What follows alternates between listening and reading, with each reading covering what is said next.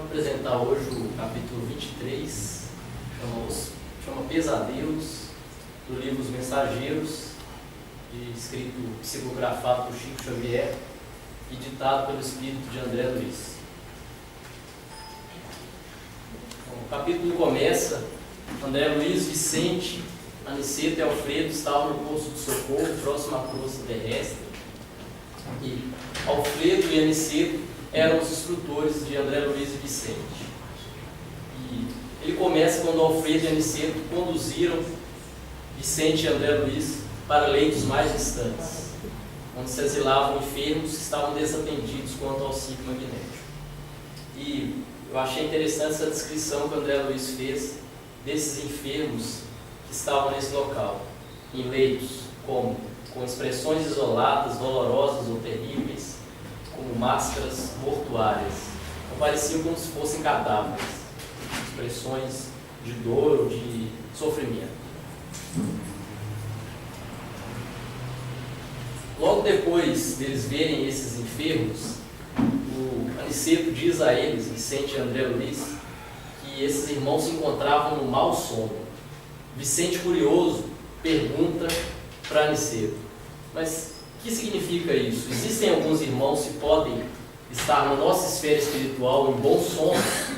E ele esclarece, diferenciando os irmãos que estão em bom sono dos irmãos que estão em mau sono, sendo que aqueles que estavam ali enfermos estariam em mau sono.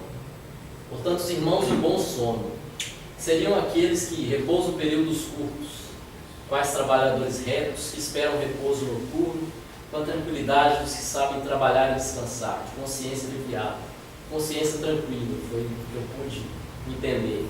Consciência tranquila de que o dever estava cumprido. E aqueles que estão em mau sono são os que dormem em desequilíbrio, entregando-se a pesadelos. Todos os irmãos que o cercavam naquele momento estavam aparentemente mortos, eram presos de horríveis visões íntimas.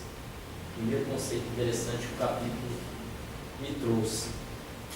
Depois ele falou, Aniceto disse a eles para que fizessem observações rápidas naqueles enfermos que ali se encontravam. Eles, como os médicos, estavam acostumados, antigamente, na época que estavam encarnados, no nível material, a fazer observações rápidas nos enfermos e nos cadáveres. E antes essa observação era feita pelo inquérito anatômico, pelo inquérito dos órgãos, dos membros, exame das vísceras dos órgãos desses enfermos e a perquisição científica nas células, através dos microscópios e outros equipamentos para estudo científico.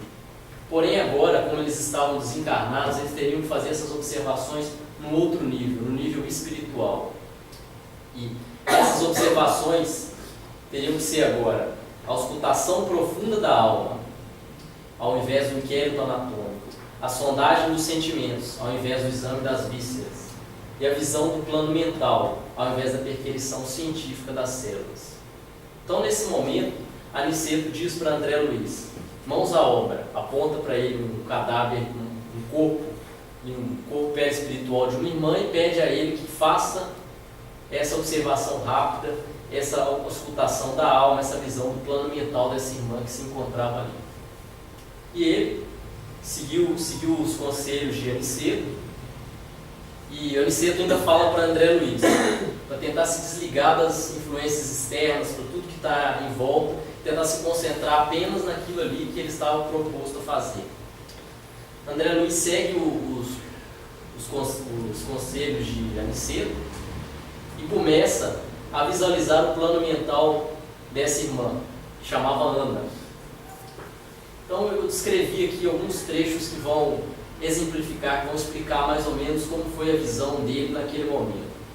Ele viu uma casa modesta numa cidade humilde, viu uma senhora de idade madura demonstrando crueldade impassível, lutando com um homem embriagado.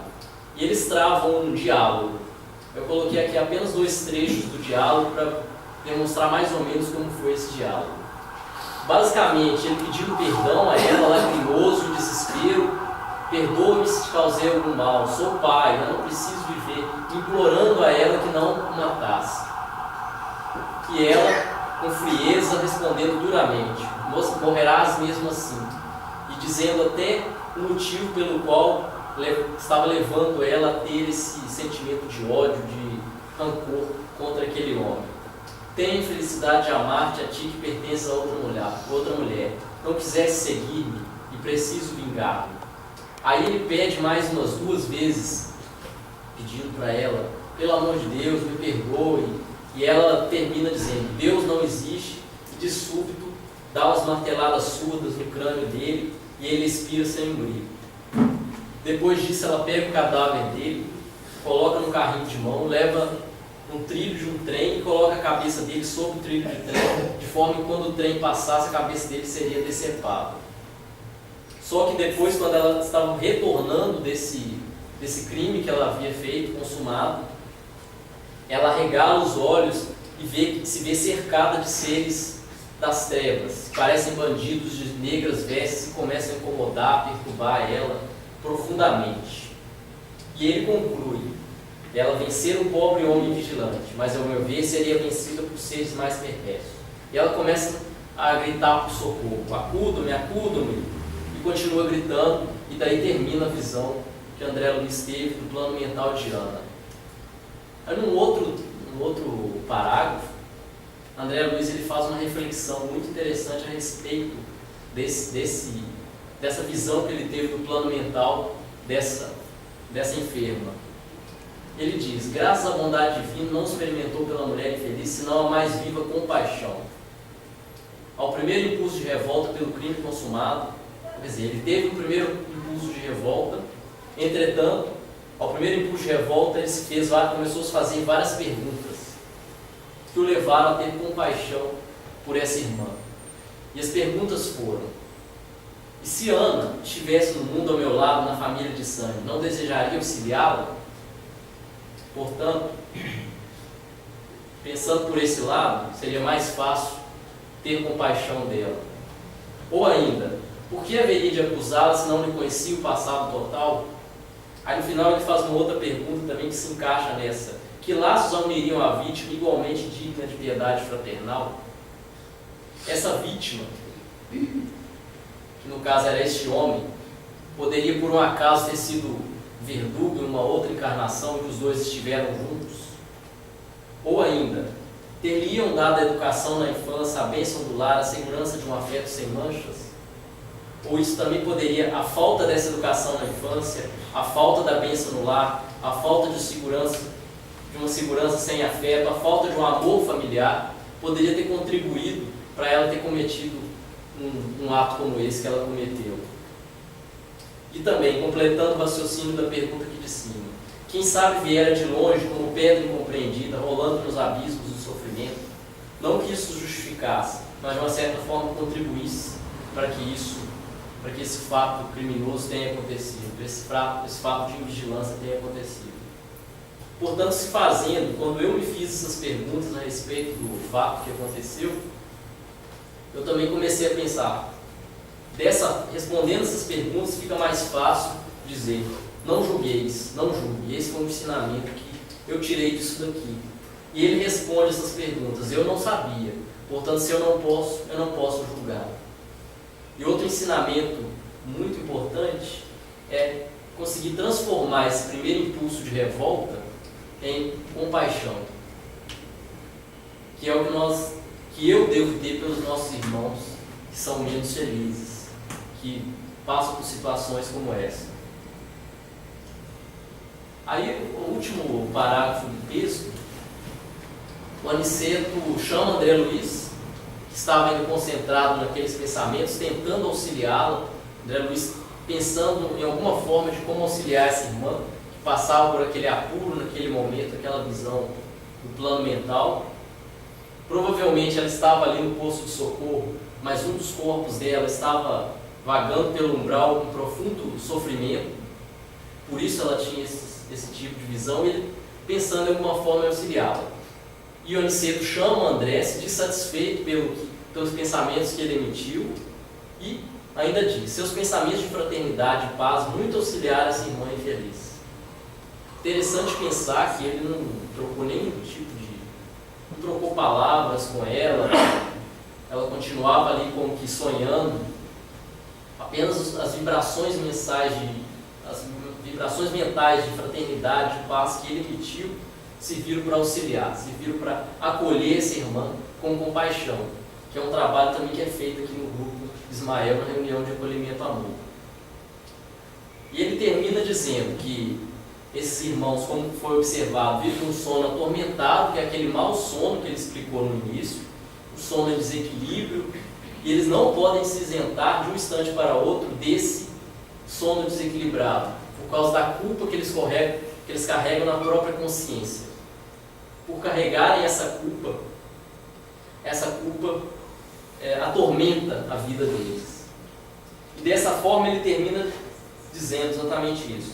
Bastará lembrar sempre que a dívida ou a culpa que estava na consciência daquela mulher, de qualquer pessoa em toda parte, vai andar com os devedores.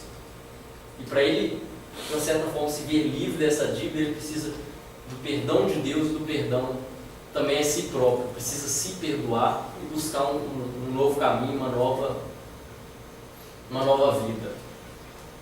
E o capítulo ele é curtinho, acho que eu até falei um pouco rápido, e ele termina chamando o Vicente e o André para cooperarem na oração do posto de socorro, para unirem as vibrações do posto de socorro. Mas para mim foram essas as lições desse capítulo, e eu quero finalizar agradecendo pela atenção e pela oportunidade de estar aqui compartilhando o meu aprendizado, a minha compreensão e o meu entendimento desse capítulo. Se alguém tiver mais alguma dúvida, algum comentário.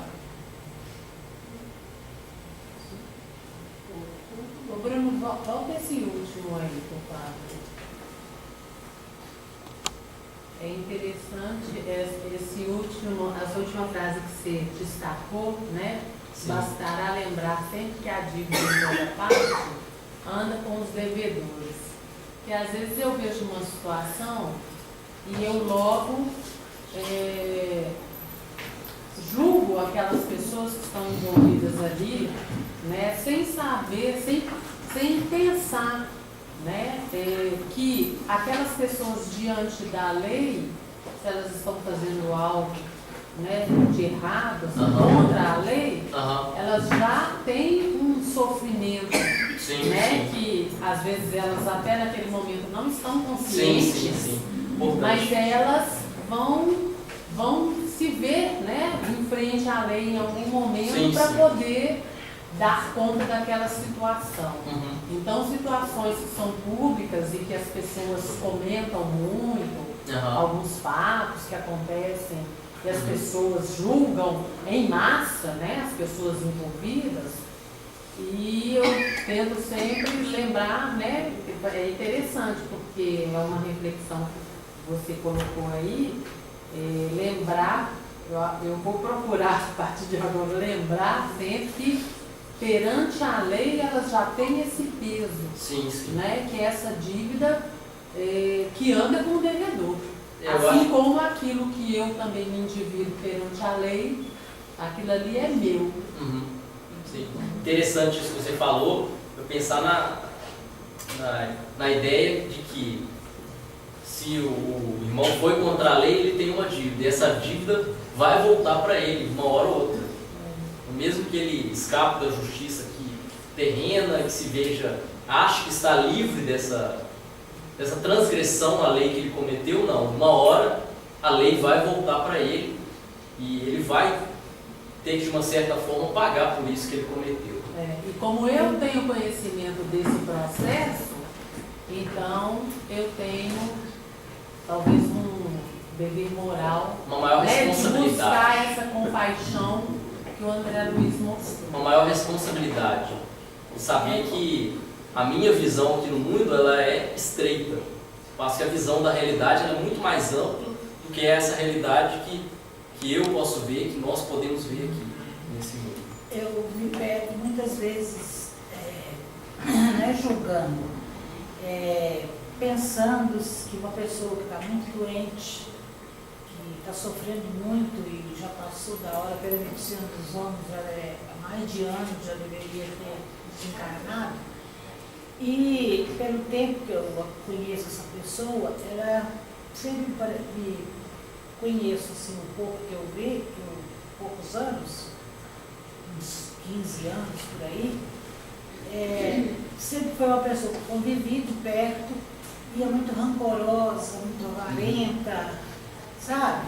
E até doente ainda consegue fazer críticas destrutivas, às vezes nos momentos de melhora, sabe? Então, assim, pode ser que ele esteja tendo a oportunidade, sofrendo tanto, e fazer uma família sofrer tanto, de estar resgatando para se evoluir, demorando de tanto a desencarnar desse jeito, sofrendo tanto, que a medicina não explica.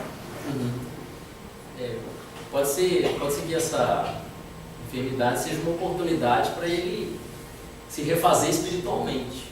Mas está demorando demais. Dessa forma. Demais. Às vezes é necessário que ele esteja... Como minha filha não está aqui presente, eu queria tanto, sempre quis falar sobre isso, porque é uma pessoa muito difícil de conviver. Mas olha só, a misericórdia divina é maior do que a nossa visão estreita das coisas. Sim. Né? Então, para o espírito, eu sei porque meu avô também demorou a desencarnar, numa situação difícil também, sempre foi também uma pessoa às vezes, com certas dificuldades, mas a misericórdia divina permite que o espírito permaneça ainda no corpo, para que ele, através daquela situação, às vezes até de doença, ele possa depurar aquilo que ainda se encontra em seu espírito. Sim. E ainda assim é uma oportunidade, são uns minutos a mais, umas horas, dias a mais, que a misericórdia dá para aquele espírito, para que ela possa talvez ter um gesto, né, positivo no que lhe resta de vida encarnada. Com certeza. Então é sempre uma oportunidade. Cada minuto é importante para aquele espírito estar encarnado. Tomara. Chegou no final, mas a observação, gostei quando André, nesse capítulo, ele fala assim, quando ele julga, primeiro ele julga a mulher, depois ele diz, espera aí, mas ela é minha irmã, ela é filha do mesmo Deus, o que teria passado com ela para ela chegar nesse ponto? O que tem passado comigo para mim chegar aqui? Por que eu estou sofrendo? As pedras rolaram demais, eu tropecei e não me dei conta. Então André fala ali, ela é filha do mesmo pai. Nós somos irmãos. E ele, no final ele teve piedade dela, porque podia ser irmã dela. Sim. E ele não soube como chegou àquele ponto. Assim somos nós. Por que eu cheguei? Será que eu que sou difícil? Deve ser eu. Com certeza. Obrigado.